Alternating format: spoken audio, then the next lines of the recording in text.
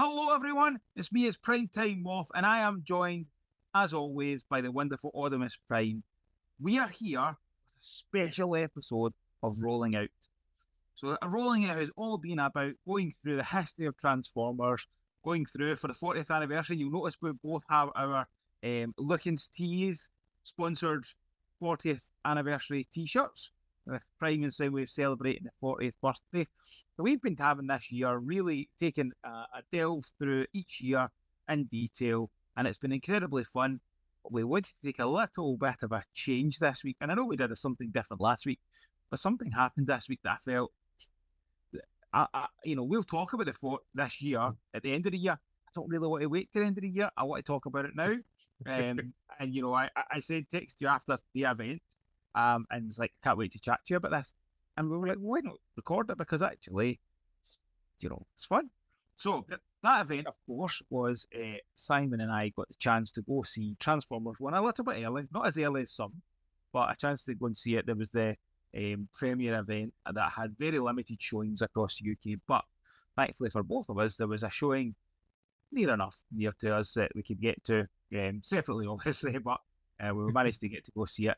And I want to kind of chat through it. So we are going to split this up. We're going to have a chat about the experience itself, being at the kind of premiere, at the premiere, but you're getting to see the premiere happen. Then we'll do a kind of non-spoiler chat. We will delve into spoilers a little bit, but when we do, we are going to make sure we do warnings. We're not just going to go, by the way, Badass Astronauts Bumblebee, spoiler. We'll say, I know. I didn't know that. I took a shot. Actually, fair, and we'll talk about it, but I took a friend who used to be really into Transformers, isn't anymore, and hadn't seen the trailer, so it was really interesting to see his perception. So that would have been a spoiler for him. But anyway, I'm not really, because it's not, it's just a silly bit. But we will absolutely signpost and we will do spoilers. So if you haven't seen the film, at that point, we'd recommend you switch off. I don't know how we tell them how to switch back on again, but we'll work that out. We'll work out how long it is. We'll put it on Simon will do some form of graphic. I think that is probably the best way to say spoiler for the next 10 minutes. Skip 10 minutes or something. We'll work out something. Yeah. But so let's delve right into it. So Transformers 1. I was shocked that we were getting a chance to see it. I know that we had won tickets to go see it last month, which was incredible. I was expecting obviously I have to wait till October the 11th, I'm sure. The release date, which I'm okay with, and I spoke about this on Arrowfire's channel. I know there's a lot of people upset about it, and I get that. See, as a parent, I think it's great because actually, our October week starts that Friday, and it's how do you entertain kids for 11 days? That's kind of challenging. So it gives us at least one activity we can do over those 11 days to kind of break it up a little bit. And also, I won't be the only parent thinking that. Forget being a Transformers parent. There'll be a lot of parents thinking like that, so they'll be like, "Oh, it's the cartoon movie it's out this year." It is a very common thing to do to release cartoon films around, Easter holidays, October break, Christmas break, because parents won't take their kids. So financially and economically, I understand why it's doing. Was I a little bit disappointed we were going to have to wait? Oh, when's it officially out in America? Is it out now? 20th? It's that one came out yesterday. So you would have been sitting waiting for a few weeks, waiting for that to come out had we not had this preview. Anyway, so that thankfully it did go up. I couldn't find listens at first, and I was absolutely I was totally cool with people wanting to see it when it was the TFN and Triple Takeover, doing their competitions, because going to London to see a film was not within the realm of possibility for me. So I was like, that's fine. That's what it is. The users down south get to go and do that. I get to live in a far more beautiful country. It's just what it is. I'll take the pens for it. But yeah, so living in Scotland, you don't get these kind of opportunities. But when it then went up, and I at first couldn't find listens, I was a little frustrated. A good mate of mine sent me a list of all the cinemas that were showing it, and I've got a Cineworld close to me, so I went through Cineworld, and there's like 4 places showing it, and the nearest one was like Crawley, which is miles away. I was like, oh no. And then I went to Odeon, and all the Odeons near me weren't showing it. I was like, oh, come on. Went to View. All of the views near me weren't showing it. I was like, oh, come on, this is all getting really silly now. And then the last one was Showcase, and there's a Showcase in Blue Water Shopping Centre, Blue Water Shopping Centre is 4 miles down the road from my house, and they were showing it. So that was good. That's epic. I normally go to one. I've got the Limitless. So I always try and go to Odeon because why would you not? But when I first looked in the Odeon app, it wasn't listed as an option. You had to actually go to the cinema to then find it, and I didn't know that. So when I was searching, I was like, it's nowhere. It's nowhere. I checked my local one, not no there, and then at the kind of website you were talking about, to kind of short listing off, thankfully found one that was, it's about a 40-minute drive away, but totally worth it. Totally worth it.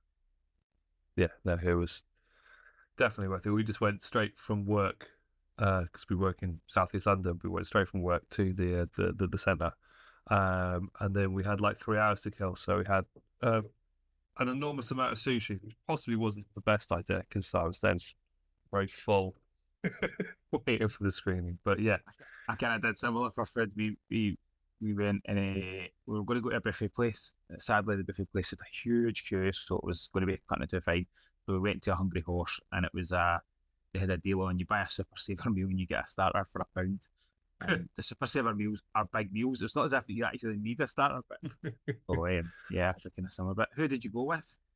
I just took to the missus. I was going to go on my own because it was all a bit short notice, and where I am, it's not particularly easy for people to get to if they're not sort of in the vicinity. So she said she'd come with me, and that was awesome. She came with me to the 40th anniversary Transformers showing, so she was like, "Oh, I went to that." So she's not a big Transformers fan by any stretch of the imagination, but you know, she is a me fan, so she'll do things for me, which is lovely. So yeah, just went with her. I did actually completely randomly bump into a guy I know, Ben, who's you vaguely know as well. He was there. Just wasn't expecting to see him there. Annoyingly, he posted on the groups the day before that he was going to be there, and I've got his popcorn bucket from TFN, which I haven't been able to give to him. So anyway, but that was nice. I did see some people I knew, but yeah, it wasn't like a planned thing. There was other people I sort of vaguely recognised, but didn't know them enough to bug them. What surprised me actually was that our sharing. This is sort of skipping ahead a little bit, but I say surprised. I shouldn't be surprised. It was parents who were obviously Transformers fans bringing their kids who were obviously kids, and it's a kids movie, so that makes perfect sense. But showing started at 8 o'clock.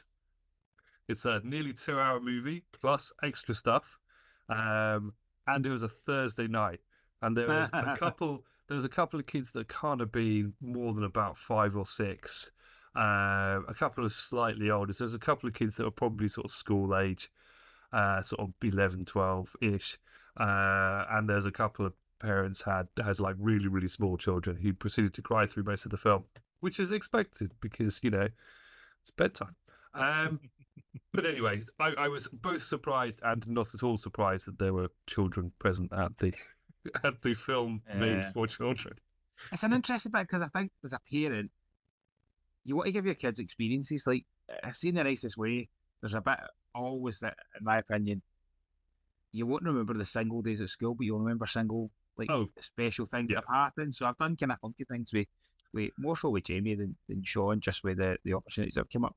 But I asked both of my kids, and neither were desperate to see it. It's like, oh great, they both want to see it, but the both like. Jamie, my eldest, goes to a forest club on a Thursday, so they had to miss that. And he was like, I don't want to miss that. It's fine. So I went with my friend Kev, who went to auto assemblies with me back in the day. He's the guy that sat and had breakfast with me and James Roberts. He did breakfast with me and James Roberts, not James Roberts had breakfast with me and him. Jim, I keep reminding him of that. So he used to be really kind of big into Transformers. And then just fell away from it in the last 4 or 5 years.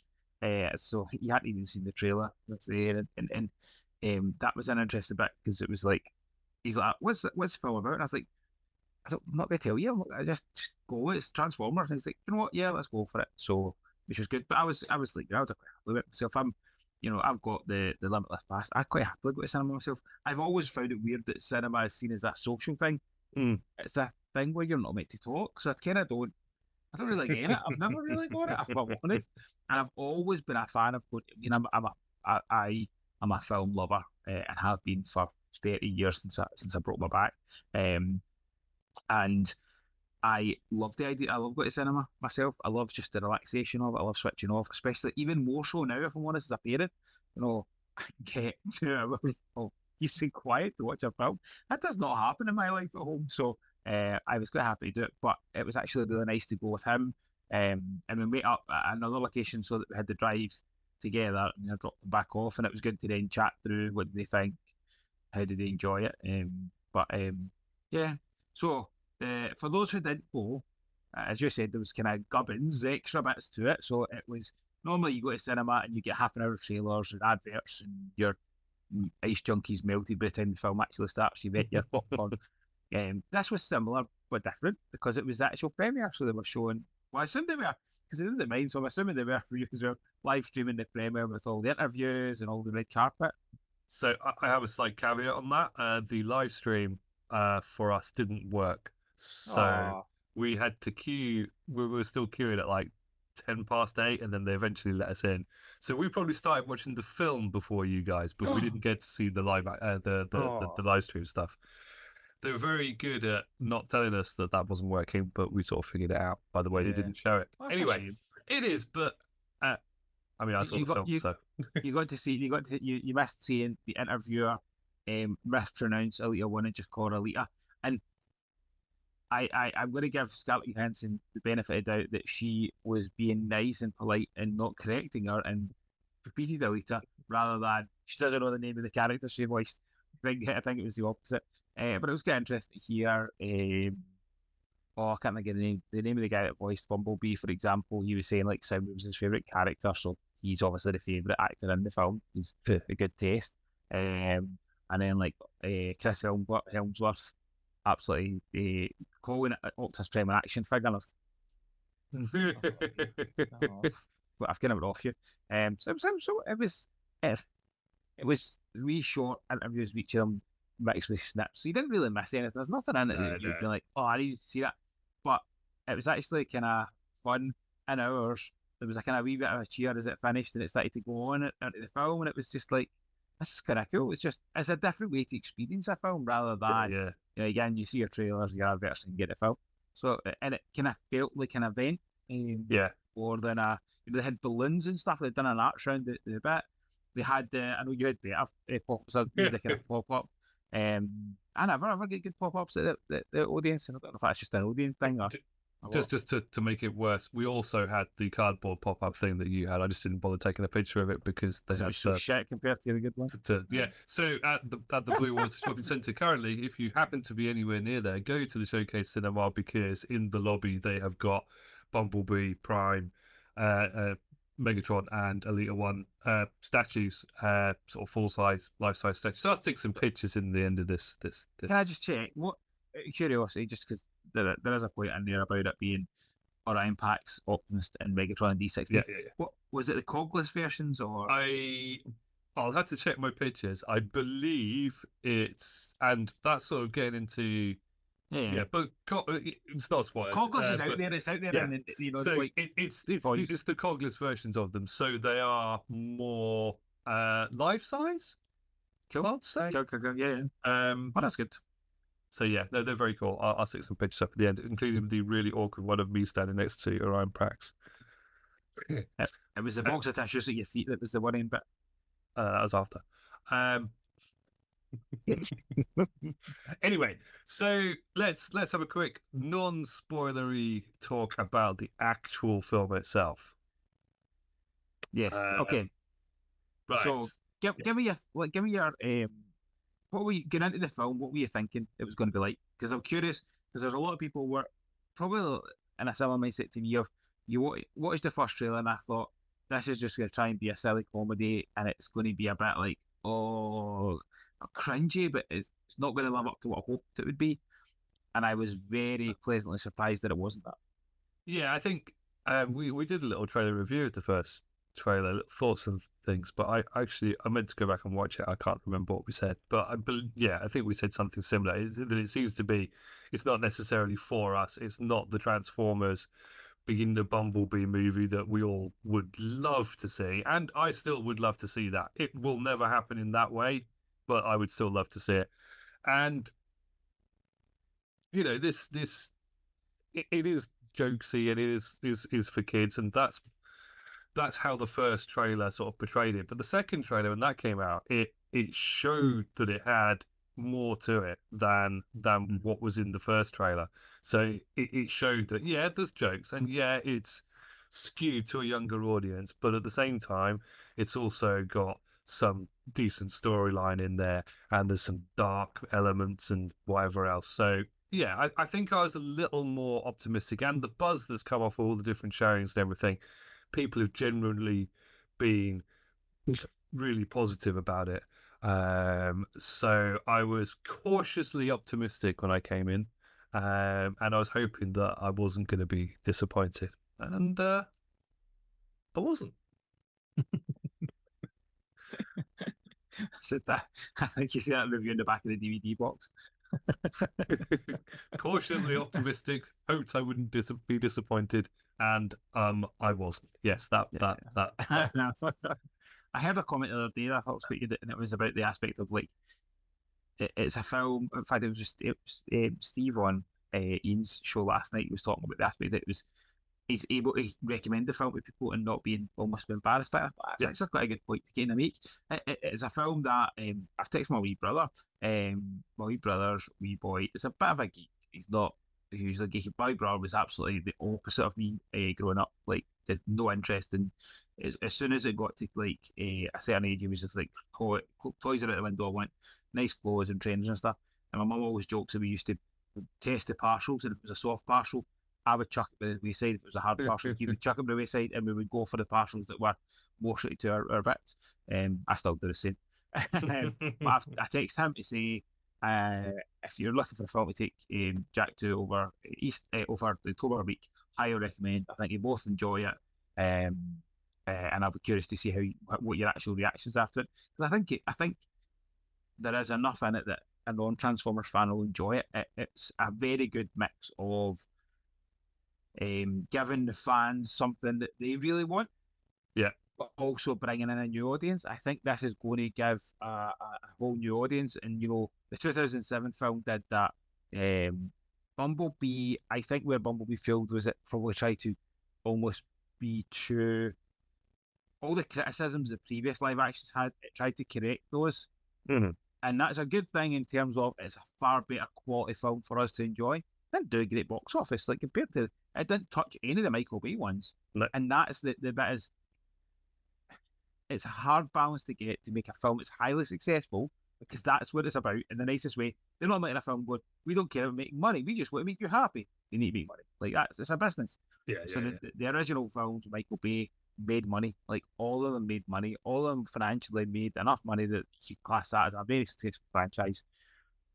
This film, I think, will have that, but at the same time, will have the fan element to it as well. And I think that's an impressive feat for a film to do. Yeah, I genuinely, because one thing we're going to be talking about the 2007 movie, which was obviously really, really well received, and then they grew and grew up to a point, and then there was a drop off in quality and sense and box office. So even though the last couple of Michael Bay films made money, the amount of money that they made was significantly lower than previous installments. And then when you got to Bumblebee, you've got like the whole. You can talk about superhero fatigue. There was Transformers fatigue. So Bumblebee, even though it was a completely different thing, because it wasn't a complete reboot either, there was still that sort of fatigue, and even though it was skewed at a younger audience, it didn't make as much money. And Rise of the Beast was even worse. So you've got a franchise that is on a steady downward trajectory, and it doesn't seem that they don't seem to be able to hit the right balance with it. So making an animated movie now is absolutely the right choice. And I just really, really hope that it's a success and that it does as well as it could, because you've still got a battle against the the fatigue of the franchise. I mean, Transformers is never going to disappear, but we look at this from the perspective of we're long-term fans. We have an investment in this franchise, but the people that are important to the movie studios are the people who take their kids, are the people who go and see it 2 or 3 times, are the people who just bimble in to go and see it because a mate told them it's cool. And that's what makes the money. Doesn't matter how many Transformers fans there are, there will always be the absolute minority of the people that go and see those films. And that's just unfortunately the way things are. So we need this film to have a wide appeal.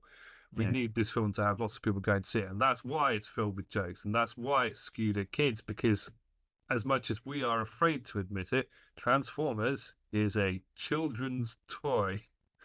I know. And yes, there are a large element of the Transformers franchise that is skewed more adult.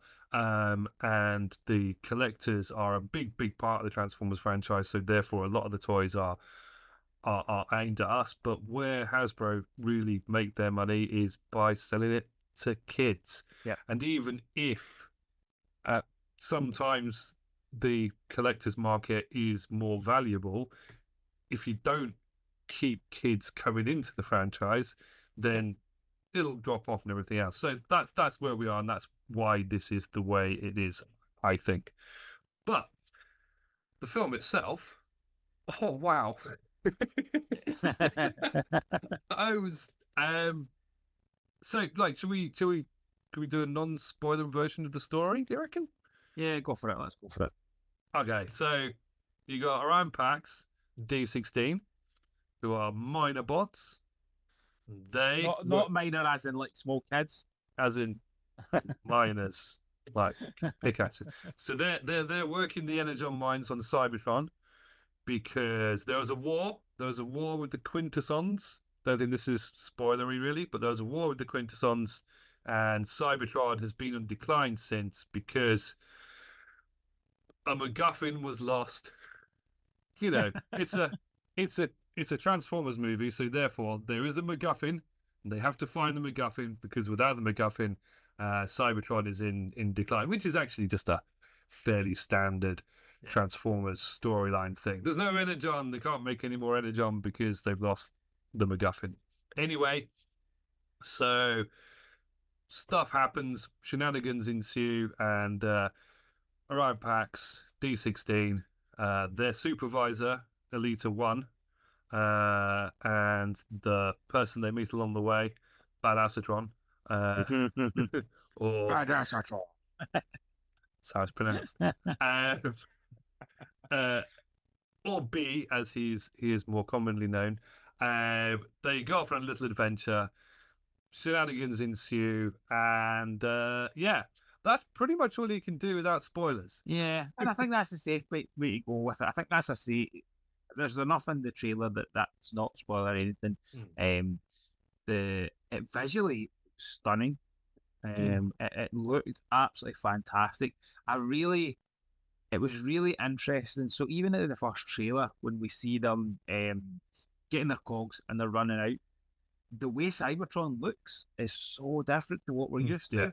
And like, we have to remember this is a kicking off a whole new bit. It's taking the original characters, the original concept, and rebooting them. This is a reboot of everything. There's nothing else that is connected to this. It's just this going forward. So they don't have to go, Cybertron has to look like this, or Optimus has to look like this, or Megatron has to be a gun. They can always go, this is brand new. And visually it just was beautiful. Like, I kind of seen the robot kind of deer in the trailer, and I was like, this is weird. Like, I don't know. But see, when you see it in the full bit, I was blown away. I thought it just looked absolutely visually beautiful. It was really, really well put together, which is no mean feat in an animated film. Some films do it really well, some do it really poorly. This one does it really well. I think the level of detail in it as well was amazing, because a lot of times in an animated film you'll have you have the stuff in the foreground which is really detailed, then you might have another layer behind it which is quite detailed, and then behind that it's just blank or blurred or whatever, so that they don't have to do too much with it. But Cybertron was so well realized. There was so much going on. Every time you had a shot, there'd be stuff going on in the distance. There'd be all sorts of. It just looked like a living, breathing place for the most part, and also having Cybertron having a surface, which is something we haven't really sort of had it before. It's always been, Cybertron is the surface where they inhabit. All the cities are on the surface, but they're sort of underground. You even had cities on sort of like Doctor Strange cities on top of cities mashing together. Like the inside had cities and the out. I know what I mean, but you know what I mean if you see it. Yeah, but it just looked amazing, and how the bots looked was really good. I think there's a lot of Transformers in this, and there's a lot of Cogless in this, and it is very cookie cutter. So there are probably less than a dozen different types of robot seen in it, but then slightly different heads, swapped parts, and different color schemes make it seem like there's a lot more, and you don't really feel like it's just the same like 3 or 4 models being used all the time. So that was actually pretty well done. Yeah. What else? Voice acting. So I thought the voice acting was really good. I think so. It's not a spoiler because everyone knows that Orion Pax becomes Optimus Prime and the D16 becomes Megatron. We know that these things happen. When I first saw the trailer, I remember a lot of people being like, D16 King doesn't have the Megatron is an ominous being. He's something powerful. Doesn't have that. See, as he gets on, the voice acting, the way their voices change, the way the gravitas towards situation, I was very, very, very impressed with the way they were able to bring that through. I think Chris Hemsworth talked about that in one of the interviews, saying that he tried to imbue the kind of the spirit of Peter Cullen towards the point where he became, Optimus Prime, and he has to stand up, he has to be accounted for, rather than being a minor who's you're just a kind of a nobody almost. When it gets to the point where they're a somebody, they delivered that and delivered it well. Yeah, exactly. The voices, I really liked all of the voice work in it. There was it's a difficult thing because obviously there's voice actors and there's Hollywood actors, and voice actors are people who that is their job. You got your known ones like your Frank Welkers and your Peter Cullens, but there's hundreds and hundreds of other amazing voice actors out there, and we'll know some of them from their work on Transformers, but loads of other things, and it's always slightly a shame when an animated movie brings in all these big stars to to be the actors in the film rather than using voice actors. Like 1986 where they give precisely Galvatron. Yeah. However, the opposite to that is I agree with it if they don't deliver. Like if they don't deliver, they're just doing it. I think that's right. The 1986 movie and this movie, the voice actors, like you look at the Leonard Nimoy's Galvatron is outstanding. Frank Welker is amazing. Leonard Nimoy Galvatron is something special. Orson Welles' Unicron is it's more the gravitas of who he was that adds the value to it. But Judd Nelson did a great job as Hot Rod, and this one absolutely had that. Steve Buscemi as Starscream was, and I love Steve Buscemi, so anything he does always makes me smile, and this was another example of it. Yeah, he was. I think I am worried we're going to end up starting to talk spoilers, so I'm thinking we should be very soon going on to a spoiler zone. Yeah, so if we just finish off sort of just our final sort of thoughts of the film itself. So I'll go first as I started it. It's a really good. It's not perfect. I don't want people to think that I don't have any thoughts or whatever, because I do have a tendency to absolutely love things and try to always find the good in things, which means that I sometimes come across as liking everything and not ever having any problems. But I don't definitely want to make sure that's not. There are issues with the film. It's not perfect, but it is damn close. It's really, really good. It's really, really fun. There's good story. There's good character moments. You feel for the characters. Um, as I said, the voice acting is great. It looks amazing. Is it G1? No. Will it please hardcore G1 fans? Uh, yes, I think. There's enough in there that I think Hmm. you'd have to be really picky or hate the style or hate or find something. I mean, to be fair, that's what G1ers will do anyway, but there's uh, there's enough. I think, I believe there's enough to make G1 fans happy with this film. I'm not going to say it's going to suit everybody's palate, but I think there's enough in there. And if you can get past the fact they don't look quite the same and they don't sound quite the same, and the story is not quite the same, and I think those things, you know, if you can adapt, you'll love it. But definitely, it's something to go and see with a couple of mates. It's definitely something to go and see with your family. Take the kids. There's no, I can't think of a scenario or a group of people to go with that it wouldn't suit. Agree. But yeah.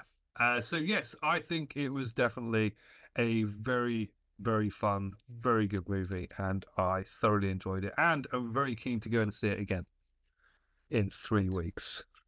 I know, I know. I've got an interesting take. Like, I had a realization when I was sitting in the film, and I realized that I was 6 when I saw Transformers the movie. My youngest is 6, and he's going to go see this, and I don't think he's going to have the same. It's going to have the same impact on him.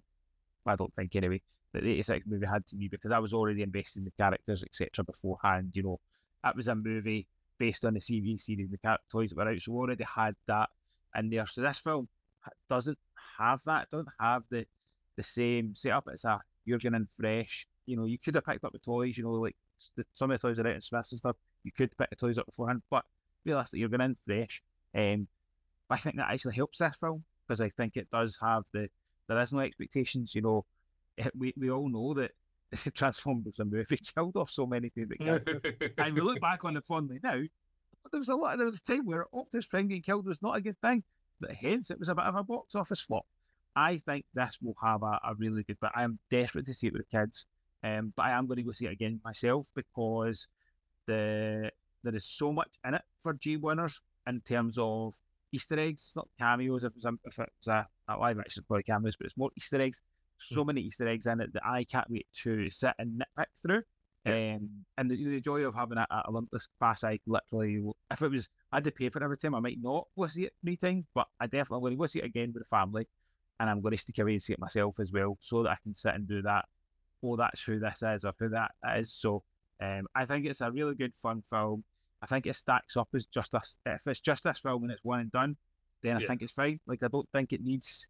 It doesn't. It's not going to be like, oh, this was filmed rubbish because we never got a sequel. I do think there will be a sequel. I think it'll be success enough to do it. The buzz that I've seen online, I think that is going to happen. But I implore everybody to go see it. The only way we get a franchise kicking off and going further is for people to go see it in the cinema. And the more people go see it, the better. And again, you know, everybody I've spoke to that's seen it is going to go see it again. That speaks volumes. Like, how many people saw Rise of the Beast and went, I'm going to go see it again? Probably not that many. Like, some like, I wanted to see it again. I wasn't going to go to the cinema to see it again. Bumblebee, I kind of could have probably liked to see it again. But other than that, you know, I think I saw Transformers, the original, 2007, twice in the cinema. That was it. But I'm already sitting planning another 2 trips for this. That speaks absolute volumes. And I think anybody goes to see it will enjoy it. You know, you have to go in knowing it is not your Transformers. It is not G1. It doesn't need to be G1. It can just be itself. This is a 40th, a celebration for the 40th year of the franchise we love. Go in and just enjoy it. Have fun at it. Go in with an open mind. And make sure you stay to the very end because there is an after scenes credit. Yes. An after credit scene. After credit scene. Yeah, that was. And a mid credit scene, but yeah. So, that's our kind of overview. We are going to get to spoiler territory now. I think actually we've covered enough that we'll finish at the end of the spoiler bit. So my suggestion would be is if you've not seen the film, you can end this one and we'll see you again next week we're going to talk about more movie stuff. Not this movie, previous movie. Thank you so much for watching. If you're not going to watch the spoiler bit, please like, subscribe, and all that shiz to keep us going. But we are going into spoiler in 3, 2, 1.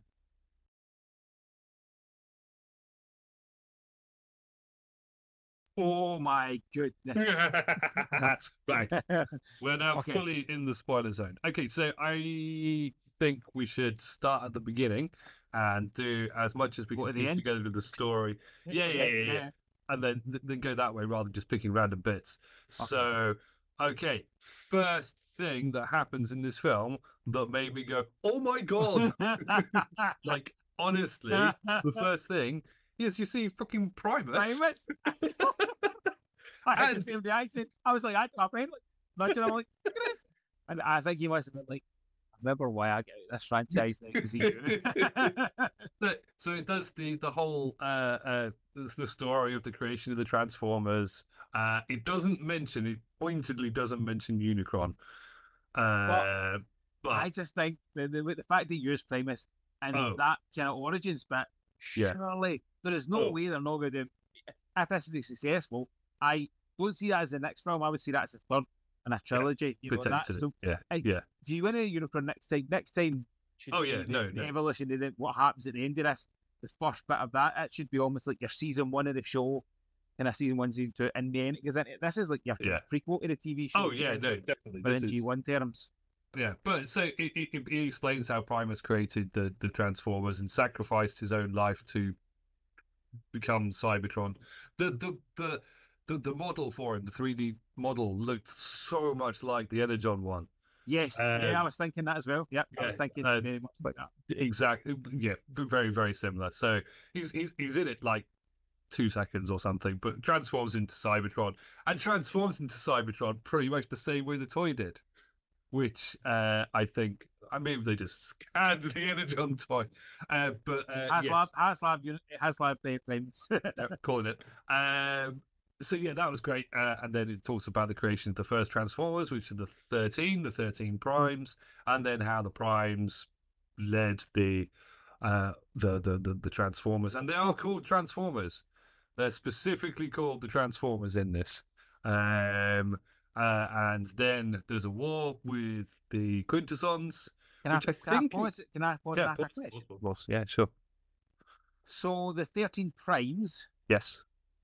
And I forgot about. I thought this on Thursday. I saw it, and I forgot about it until we're talking now. What's the new show, or what's the new legacy called? Is that not something? It's something to do with the Primes. I forget what it's called. And I wonder if that is a bit of a spin-off of this. I wouldn't be at all surprised. If it's not a spin-off, it's going to be inspired almost. Yeah. I mean, they did Power of the Primes before, where they had the little tiny mini versions of them, and they were fine.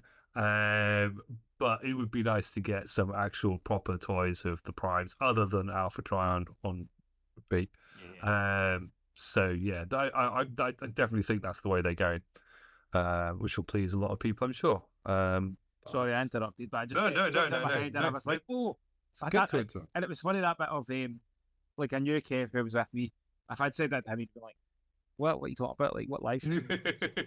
What's legacy? He wouldn't even know legacy. So I was like, I can't wait to speak to somebody who, and I totally forgot about it. Even thought about it last night with on Arrowfire, so that we never went into detail like that. So I never triggered. It was only when you said it, I was like, I need to ask somebody.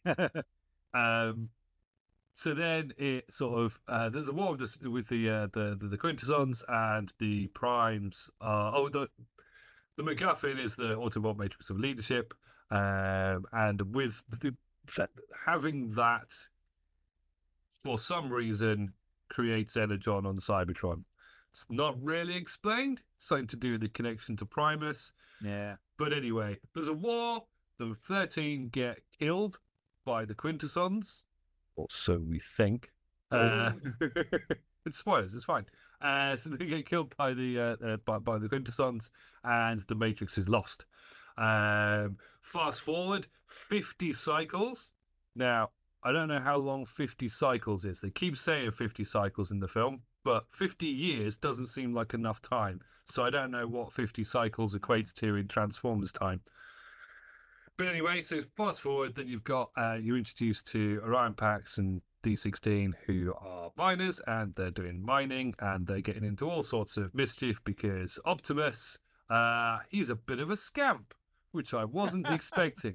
I Or like Orion, that. oh no, I really like really that. liked it, but He's always portrayed as a goody two shoes, and yeah, I know this is going to upset you.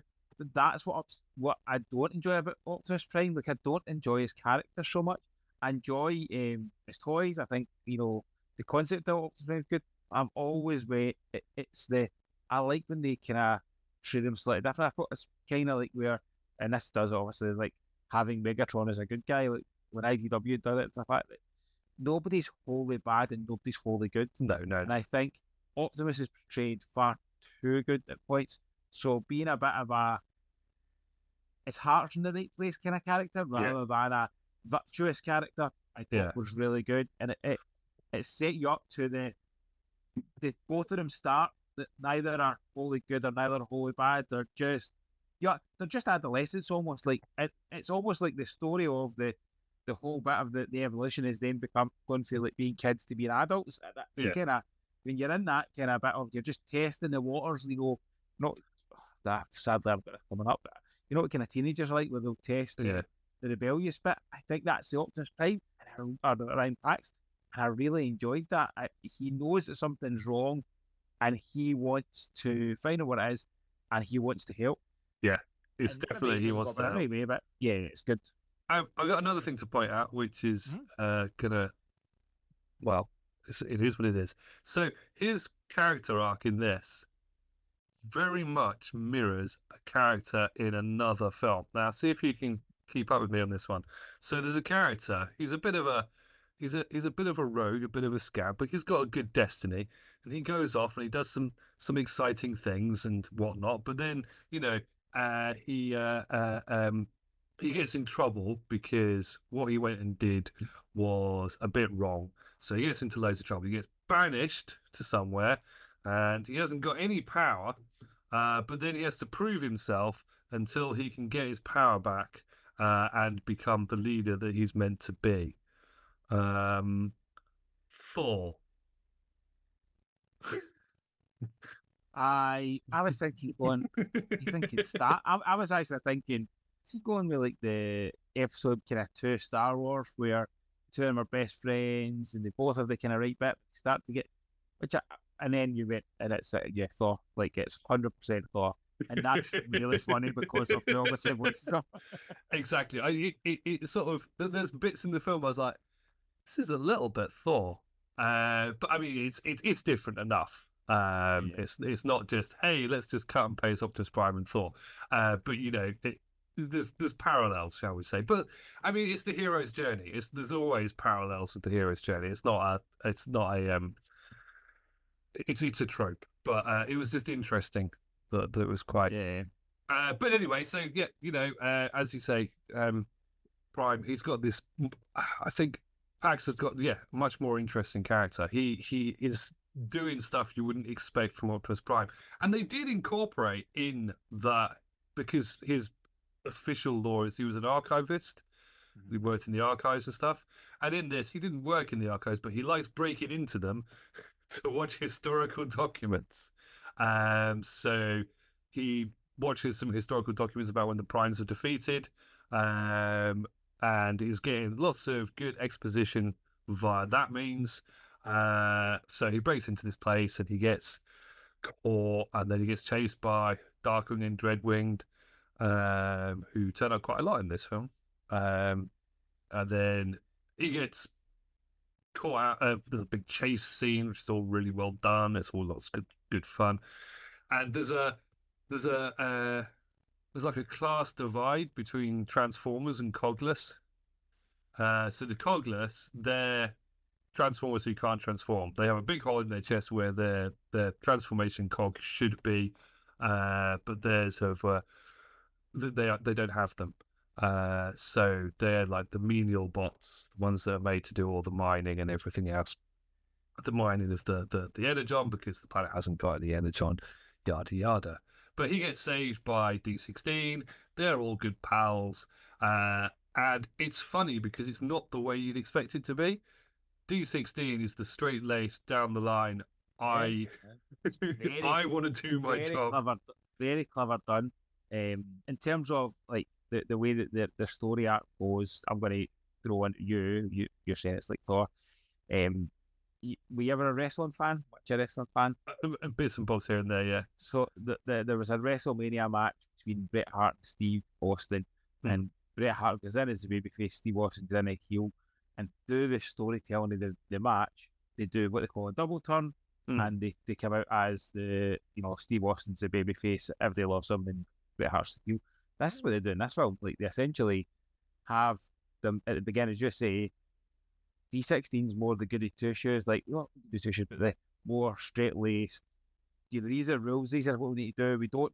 No, we're not going to go and do that because we've got a job to do. We need to do this. Yeah. Whereas around practice, like, well, come on, don't be bored. Well, don't be bored. Look, I've got rocket packs. We're going to do fun stuff, and it's such an interesting dynamic that it works so well that they both just switch throughout the film. It's so. Their character arcs and the way they deliver it in one film, they take, because there was a bit of me going, they're going to start the two of them being friends and they're going to end. How are they going to deliver that well? But it's just all these wee subtle moments through the film that the kind of core beliefs of both of them clearly are just challenged throughout to the end, and it's just like, and if you think to Optimus and Megatron's core beliefs, they both firmly believe that if you look at like IDW, you look at any previous versions, it's like they have core beliefs of the way the setup is wrong, but how they feel they can fix it is entirely different. Yeah. And it is very much like that, the dynamic of actually like I prefer D16's story, like the way his goes or in regards to like I can see the frustration, I can empathise with him of no, this is wrong. Like, this is absolutely wrong. We need to do something with, rather than Prime's a bit of a, yeah, but let's all just be friends. I mean, it's done well in this because it's less that Prime's going along with it. Well, we'll get to this bit in a minute. Let's just quickly go back. The introduction of a couple of characters, and there's a character we haven't even actually once mentioned. Sentinel Prime. Sentinel Prime is he is the only, or he's the Prime. He's not one of the original 13. He's the Prime who's inherited the role after the demise of the 13, and he's been leading Cybertron ever since. And he's been taking expeditions out to the surface of Cybertron to find the Matrix of Leadership. So far, unsuccessfully. So that's kind of what his deal is. And all the Cogless and all the Transformers just hero worship him. He's got a whole cult of personality thing going. He's just this larger than life, played brilliantly by John Hamm, who just is charismatic and also slightly hammy, to not funny, but he does ham it up. I mean, there's no other way of putting it. And he's great. And Alita One, she's D16 and Orion Praxis supervisor, and she's like a career bot. She is trying to hit her quotas, so she can get to the next level. There's a whole thing about levels for the Cogless. It doesn't really get completely explained, but there just seems to be like a, you level up, and I don't know, apparent. Maybe the idea is that, well, no, it is sort of touched upon, isn't it? That if you get to a high enough level, you'll earn your transformation cog, and that's where Elite is heading. Anyway, so there's a whole race scene that is amazing, but I'm not gonna. That's the one I can't wait to see again, because there's so much in that. You hear names, you see faces, but it's so like it's like that you're like, oh, and I was saying last night I am going to pre-order the Blu-ray Oh, because, yeah. and I've not done that, and I've not done that. I actually genuinely couldn't even tell you the last time I pre-ordered anything physical media, whether it be a video game or a DVD or a Blu-ray, because I'm always like, I'll wait till it goes down in price. This is one that I want on day of release because I want to sit and slowly watch through that and go, who are we missing? And it's not even just that. How many scenes when you're talking about like Cogless and you're seeing, like the might in the mine, and you have Jive, Jive, I said with franchise, you have Jazz, we have so many other ones. And you look Yeah, in the yeah, yeah. background, you're like, that's Red Alert, or that's a Sideswipe, and you can kind of tell who they are Yeah. without being named. And I thought that's really clever because if you don't know it, it takes nothing away from what you're watching, but it No. does give that fan bit of, oh, Yeah. that's really cool. Oh, look, that's really cool. And that's the bit that I'm like, I won't have that experience watching it with the boys. I'll have the boys nudging me and talking to me. So I'm like, I want to go see it again, self, to have that watch through and go, who was that? Yeah, yeah. Who's the person that wins the race? Because I can't remember. It's not Blood. It's like Chromia or something, isn't it? It's Chromia. Yeah, it's Chromia. What's it Chromia? Yeah, it's Chromia. But yeah, so you have this race. So Sentinel Prime comes back from one of his expeditions. He hasn't found the Matrix. Blah blah blah. So he does the Iacon 5000 race, and there's this whole massive race through the city with all the Transformers. Well, all the speedy Transformers are taking part. And due to Optimus Prime's shenanigan nature, he he drops himself and D16 into the race. It's actually really funny. Actually, when you think about it, like it's so good. totally wrong. Yeah, and it's really funny. And D16 is just like, I do not want any part of this. Oh wait, no, we're actually doing pretty well. Oh, this is enjoyable, and it's quite fun. And they nearly win the race, and then they don't, and then instead they end up actually losing. But then they get into some trouble because obviously they shouldn't have been doing that. They're cogless. Boo. Oh, sorry. One thing. The one thing I really like about the cogless and the miners, because you get a couple of scenes in the race where all the miners are watching it, and every single one of the cogless that you see properly and can identify is an Autobot. They're all the Autobot characters. So that sort of gives you the how things change around in Cybertron later on. So the people who were the cogless become the Autobots with Prime as their leader. But you've got like RC, you've got Hound, you've got Brawn, you've got Sideswipe, Sunstreaker. They're all there. Ironhide, Ratchet, they're all there. You see them all. And it is great to pick them out because the different scenes, you've got different ones. And it's just like, oh, it's him. Oh, it's him. Oh, it's him. I even saw Blue Streak, which made me very happy. We might be proud, but I think it's Blue Streak. But yeah, so there's all of that. Then they basically then Sentinel comes to see them when they're in prison, and to say, hey, you guys are great. What you did was amazing. You've inspired the miners, and their productivity has never been so good. So we're going to get you to like go and go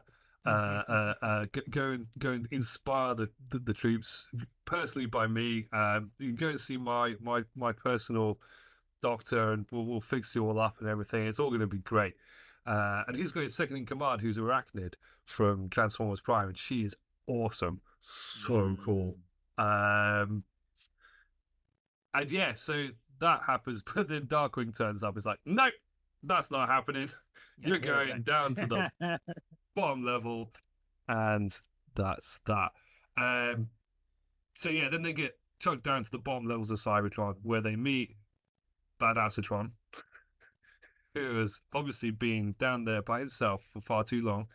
Do you know the good thing about this film, right? This is where this film is better than all the other films. Bumblebee's not a dick.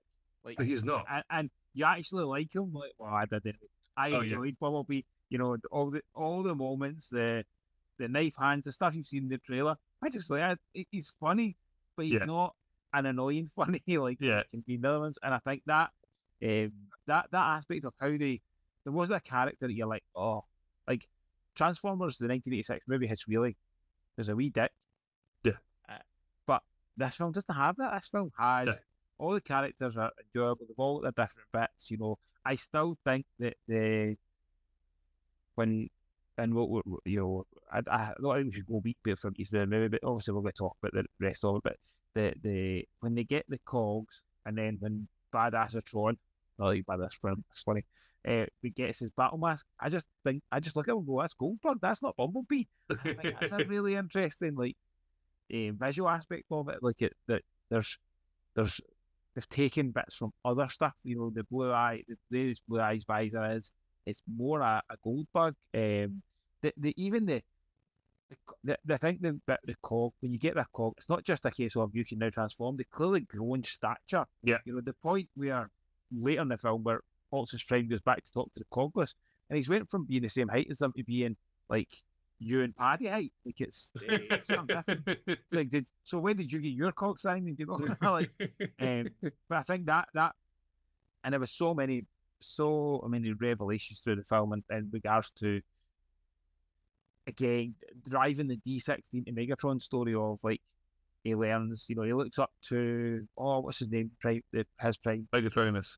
Megatronus. He looks up to him, and when he finds out that that firstly Sentinel Prime's that is the bad guy, and he's killed them all off, and he's done all this horrible stuff. When he realizes that that's who killed his guy and the rest of them, and then he learns about the fact that he stripped the cogs from them. You can see him just being like, I'm in this position. We're all in this position because of you. He's just so angry at the situation that his reaction is to go, well, I'm going to murder him. Look, be nice about it. Let's put him in trial. Let's not kill him. Whereas Prime's now, well, no, actually, that's to go about it right way, and it's the both are annoyed by the situation, and just the dynamic shift of don't go the rules. No, actually the rules haven't got me. I've followed all the rules, and yet look where I am. Whereas Prime's been like, oh, anarchy. Actually, we should follow the rules now. It's so clever. The visual bits of them getting their cogs and then transformation like that. That funny bit, the best in the trailer, Bumblebee's flying down, he transforms and then lands, then the wheels pop up. Yeah, it's amazing. The timing of it is really good. So the comedy in the film is really, really delivered. Yeah, I think Keegan-Michael Key did a really, really good job. He was he was really, really funny. And you ever watched any Key and Peele? No. Key and Peele's obviously the show that him and Jordan Peele did, the comedy show, very popular in America, less prevalent or available over here. But there's a sketch that they do where Keegan-Michael Key is a substitute teacher, and he's calling out the register to a bunch of high school kids, and he's pronouncing everybody's name completely wrong, and they're all correcting him, and he's getting angrier and angrier. But there's a connection to that in the film, because when you got Bumblebee and he's got his three friends, Steve, I can't remember the other one, but one of them is called Aatron, and in that sketch he mispronounces Aaron as Aaron. So that's that little touch. But yeah, again, they're all really good in terms of playing the characters that they are in that film. I don't think Keegan-Michael Key would have made a particularly good Bumblebee in the Generation 1 cartoon, for example, because it's a different character, it's a different take on the character. But as you say, things progress. I was probably going a little bit too far into the storylines, describing every little bit that happens. But yeah, they go up to the surface, they try and find the Bumblebee has a map. That's the one key thing. Accidentally has a map. Steve has a map. Steve has a map. I don't know if Steve is a nod to there's also Minecraft, but also the collective name for Vehicons in Transformers Prime was Steve. Oh, yeah. So I don't know if that's... There's quite a few nods to Transformers Prime in this. I mean, there are Vehicons in it. Yeah. But anyway, I'm going to fast forward now because otherwise we're going to be doing this all day. go out to the surface. They find the Primes. The Primes are all dead, except for Alpha Trion, who's not quite dead. He tells them everything that's happened. The Sentinel Prime betrayed them and made a deal with the Quintessons. He is giving the Quintessons their energon. He's a bad guy. And the Matrix of Leadership dissolved when he touched it because he was not worthy of it. So, Was that not like? Was that not like one of the live action film? Not that Yeah. It also does the non-worthy with the carrying around the sock of dust, aren't they? Yeah, which is interesting. Like, obviously, the 1986 one, Galvatron's clearly not worthy. And Christ, Ultra Magnus isn't worthy. No, but for them, they can't open it. Yeah. So it's just a kind of different way of telling the story, and I think that was a quite an interesting way to do it. Like it was like, but even I went going, how are they going to find themselves worthy? How do you show yourself worthy to bring this back, and how do they do it? Which obviously we'll get to, but yeah. So yeah, then they basically they need to get back to the surface because they've been stuck there. They find the elite guard, who we've not really mentioned, who were the guards of the Primes. And they've been on the surface for 50 cycles. They know about Sentinel Prime. They're unemployed. They're redundant. Yeah. So they know about Sentinel Prime. They've been sort of like having skirmishes with him, but staying hidden. And they are effectively the Decepticons. It's basically the entire Seeker Armada. So, and you see all of them. They are even the coordinates and stuff. Like every Seeker you could. Slipstreams there. Slipstreams there quite prevalently a few times. I didn't notice like the Rainmakers, but I'm sure they're probably there. Oh. And again, another scene I can't wait to slowly watch through it. Go who's in the background, where they're at, because actually, if you look at all the different variations of colours and stuff, there'll be some really interesting ones in that. Yeah. Sorry, I just remembered a line that I really liked when Darkwing is beating on when Darkwing's beating on Orion Pax. He's saying about him not having the touch and not having the power. Yes, I really liked that. You don't have the touch. You don't. I get into that one. Yeah, I agree. That but yeah, they're not the Decepticons. They're the elite guard. And Starscream is absolutely bonkers. Really, really just plays him like a mad despot. And Soundwave and Shockwave are just his lackeys. Unfortunately, they do not really have a lot to do, which is a bit of a shame. But they are still there, and they're still funny. They both get a good action scene as well, and they both get a few good laughs in there as well, which is cool. And when they're doing the assault from the train, and they've got all the jets hiding in the train, Soundwave, who does not have minions, it would appear, does tell the elite guard to eject from the train. So that was pretty cool. But anyway, they end up teaming up. Megatron D16 basically manages to recruit the elite guard by proving that he is the strongest, biggest badass by beating Starscream to a pulp.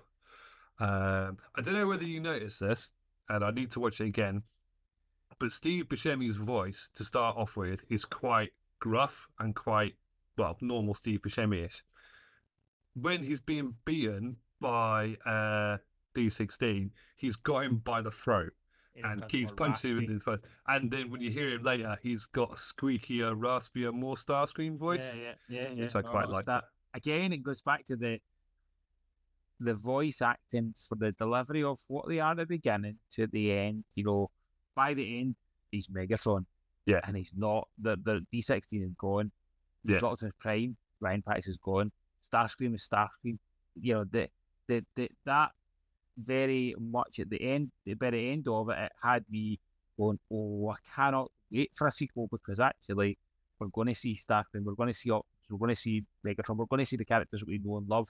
And I think the way the voice acting at the end of it, you know, I definitely noticed that you can tell the difference, the raspiness was like, oh, this is, you know, they're clearly, I talked about the Chris Hemsworth that said he was imbuing Peter Cullen when he was doing his delivery of Optimus Prime. Clearly, you know, they are trying to be inspired by. They're not trying to replicate because that's wrong, but be inspired by what brought what was so good about Megatron, what was so good about Starscream. Starscream's snivellingness was outstanding in the original cartoon. One of the best aspects of the voice acting cartoon. So the way that Steve Buscemi delivers it is really good.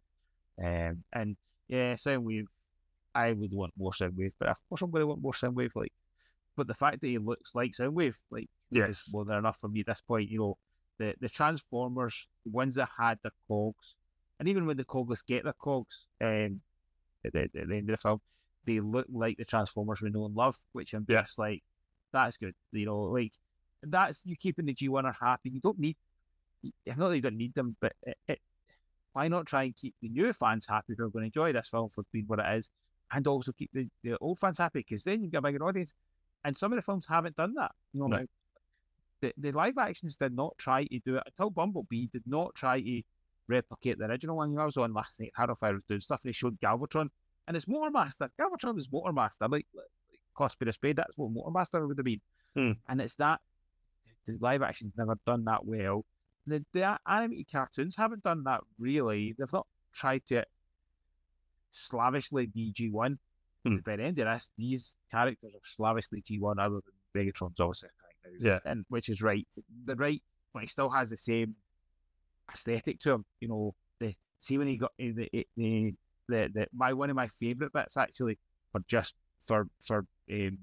B16's change into Megatron. Yeah. Where Sentinel Prime scores essentially, it was Megatronus' face, but he then scores it, and it becomes, that's how the Decepticon logo comes about, is from that, and it's a scar, I thought it was so clever, because it's like, you're branding us, well, I'll use that brand, and I'll engage all these people to fight against the tyranny that we've been given. Yeah. You know, Megatron does not see himself as the bad guy. Megatron No, not at all. as a hero. In this and in previous versions, he's not just going, let's destroy people for no reason. He's destroying because he thinks it's the right thing for the planet. Yeah. But that shift was fantastic. Yeah. What was that? I'm trying to remember what was the other. So there's obviously the end credit scene, which is the rise of the Decepticons, which just was like, oh, so good. But what was the other bit? What was the kind of mid-credit bit? I feel like, it was Bumblebee going back to see Steve and Aatron. That's right. Yeah. No, it was just a little comedy moment where he accidentally decapitates him with his knife hands. His knife hands. Which he uses a lot. But yeah, so what else is there to say really? It's that I did feel, and having spoken to you about this now, yeah, maybe I'm going to disagree with myself slightly, but I did feel that because of the nature of this film and the way they had the long setup, you don't find out that Sentinel Prime is the bad guy. Sentinel Prime is always the bad guy. You don't find out Sentinel Prime is the bad guy. Oh, Sentinel Prime has Sentinel Prime from Dark of the Moon's sword. The big double sword, like Thanos' sword in yeah. Anyway,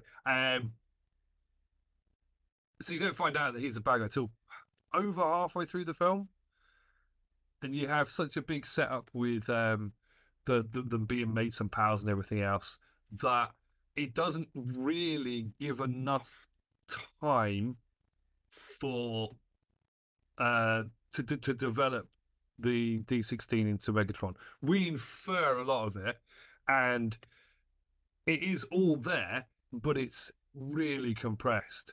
Like, from the time he finds out that Sentinel's the bad guy, and that his immediate reaction is, I'm going to kill him, and Prime's like, oh no, that's not a good idea, to him becoming full-on Megatron, I am going to destroy everything, is about 20 minutes. Nah. It's done well, but it is very compressed. And I think that's what I'm saying when thinking about it being an issue of a trilogy, right? So yeah, I definitely think the way they did Primus makes me firmly believe we'll get Unicron. And if this film franchise continues and we do get 3 or 4 films, I think we'll get a Unicron, because it's not the same challenges that the live actions have for a Unicron. But I definitely think the next film will be about the Megatron's rise or the Oh yeah, Decepticon's rise. It feels like it's the kind of film that would it's going to jump time. Hmm. Any sequel kind of jet jumps time really. There's not many ones that jump straight forward, but I think that's a good thing because it you can see how quickly they can tell a story here in terms of here's what happened in that time span. yeah, I think because of the fact it's just been the turn at the very, very end is where it's like it's now yeah, Megatron and it's now the Decepticons. It's then going right now we'll tell the story of the Decepticons, now we'll tell the story of the Autobots, and then it'll be like now what's next after that. And I think that's where we'll get what? Why else is Primus transforming? Like why else is Primus just like yeah I'm kind of bored. What do I do? Oh, I'll transform and I'll imbue robots with my life blood because I don't want to walk about the world anymore. Like, yeah, what's his purpose of transforming other than that kind of that story arc of him and Unicron? Like, it yeah, makes yeah, absolute sense, and that doesn't kind of make sense without that. So it yeah, feels like it kind of needs that, but you don't need that next time, right? You can just almost forget it, and then you yeah, just do that. Third film in the beginning, Primus transformed into Cybertron, but there yeah, was another, and kind of whatever. So, and I think that's there's some of the films I came out to Transformers 2007. I came out with that was fantastic. Can't wait Hmm. to see the next one. Don't know if I felt that with the next couple of ones. I No. was kind of like good. But I've never felt there was some good in the film. I always look for the moments I enjoy. But they weren't like I'm desperate to see the next one. Bumblebee had that feeling. Yeah, Rise of the Beasts had that film for me as well. yeah, This very much had the I cannot wait to see where they go with yeah, this yeah, franchise. And it's they said it was on track to be one of the biggest September animated openings, but then they said that wasn't enough. So we'll wait and see. I don't know. You don't know how much what it'll finally uh, do. I it think did. it'll be really interesting to see where the ticket sales go. Yeah, and it did about 10 million on Friday. Looking at the box office because I'm a I bit of a forget nerd it's in about those US, sort isn't of it? things. Yeah, Yeah, forget it's in so US. we'll see how it goes. I really hope it does well. And yeah, there's lots of stuff. I mean, the Quintessons, they're the main bad guys. They're in it for about 5 minutes and they don't fight anybody. They're in it literally for a scene Yeah, with Sentinel Prime and a bit of a searching scene, but that's it. And they're definitely set up as the bad guys, and they're definitely set up as the guys that are going to come back. Whether they come back in the next film or whether they come back later is another matter. And they are very different quintessons to the yeah. quintessons that we've met in the past. Not to say that they won't have quintesson judges and stuff like that, but yeah, it's interesting. But yeah, I agree. I think the next film is going to be the rise of Megatron and the Cybertron war. I mean, it could go if they're sticking to sort of normal storyline. You got this one's the rise of Optimus Prime and Megatron. The next one, which is the Cybertronian war, and then the third one could be them going to Earth or end with them ending up on Earth, because that's a. But obviously, it would be really cool if they sprinkled Cyber Unicorn in there somewhere. You think you could have the Quintessons could be the heralds of Unicron? Yeah, yeah, Kind of like Silver Surfer was with Galactus, or yeah. you know, Could be why they're he so could have obsessed with all he the. could have he could have imbued them. He's created himself into Unicron, but also has imbued him like life or like beings like the Oh, Transformers. oh, that's why they're after all the Energon to Oh yeah, feed Unicron. reactivate Unicron. Yeah, Yeah, that's maybe. why Who I'd be after knows? all. Anyway, Yeah. yeah, But we'll have to yes, wait and see. there's loads of stuff in there that we haven't touched on. There's loads of really good moments, loads of really good stuff. So even though we've done spoilers, it's not been like I haven't spoiled everything in the film. The there's stuff that I could talk about that I don't want to because otherwise we'll be talking about this for hours and hours and hours. But all I can definitely say is please go and see this. It was joyful in so Hold on, many that's ways. a spoiler bit, so it should be. Please go see this again. Oh yeah, please go and Surely see this watching this more time. Well, some people like spoilers and will just watch this anyway. But we have spoiled most of the good bits. Uh, maybe not all of them. Oh yeah, yeah, yeah, yeah. We've seen it, we've just chatted through it, and I don't know about you, but I'm like more buzzing now than I Oh was an hour and a bit ago when we started talking to go see it again. So I would like to think that hopefully you'll be encouraged by that. If you haven't seen it, and you watch this for the spoilers, please go see it in the cinema. We haven't covered everything in detail. We couldn't. There's so many bits. If you have ever enjoyed Transformers, there will be there's a good chance one of your favourite G1 bots is in the background, and that's a kind of spot. I always look for Gears. Gears always my first wee mini bot. I didn't see him. It wasn't there. There's so many of them. So I cannot wait. I will try and spot him in the cinema. I will then try and spot him in Blu-ray, and then I'll wait for somebody to do all this. When somebody does a screen grabs and shows you all the different bots, there will be stuff that we have both missed, and it'll be like, oh my god, was that in it? It's like Gears is in the original 1986 movie, but it's a blink miss. You miss a moment. So I think this film will do well. Everybody I spoke to, as I say, that's seen it, wants to go see it again in the cinema, but also in the same bit of can't wait to own it and Blu-ray and really just sit and kind of watch it at my own pace and do that pause bit. Oh, look who that is! Look who that is! So I think it will do it well. I think it's the fandom like it. It's I am desperate to hear somebody who, not like your missus or my missus or Andy's partner, somebody who has genuinely no affection or no connection to the franchise, going to see it like they would have went to see the Super Mario movie or the Lego movie. More accurately, I think the Lego movie is a very good example of taking a toy franchise that people are aware of, but maybe don't collect or play with, but then delivered a really good movie that was a highly successful movie. I'm really curious to see that kind of man in the streets view of the movie. Obviously, they have to be dragged along with it, both for kids and stuff, but it'll be interesting to see. Now, I imagine the people who went to that premiere event are going to be people like us. Like, I would hasten that's your audience for that kind of event is more people like us who are desperate to see it for Transformers fans, rather than the casual people who are like, what are we going to do on a Thursday night? Oh, let's go to this. That's why it's released in the holiday period. But yeah. Oh no! Well, I literally, whilst you were talking, I realised that there's an unlimited screening of Transformers 1 at Cineworld on Monday the 7th. So I've just bought myself a ticket. Good on you. I joked about that, and the wife reminded me she watched on Monday night. She's about to change shafts, maybe she won't be. I mean, worst case scenario, it's an unlimited cut. Exactly. So yeah. Anyway, yes, that's it for our spoiler section. I think. Otherwise, we're just going to continue talking forever. The problem is as well that this is actually the first time that me and Moff have actually spoken about the film, so this is possibly a little bit more waffly than it could have been. But I don't care, and hopefully some people have watched this and enjoyed it. Right, do you want to sign us off? Yeah. Thank you all. For those who have watched through it, for those who have watched it and left, you'll be remembered. Because obviously, hopefully people did walk away when I said spoilers, because I do think that's the kind of film that's. I only watched the first trailer, and after watching the first trailer, I thought, I'm not going to watch the rest. I know I've got a vibe for it now. I'm okay. So I think that's that there's people like me who will do that, but there are people who watch the spoilers. So thank you for those who have stayed on to the very end. Please like, share, subscribe.